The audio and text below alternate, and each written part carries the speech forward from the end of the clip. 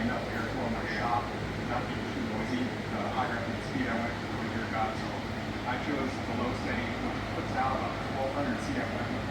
So real sweet, I get about a complete volume air exchange or air turnover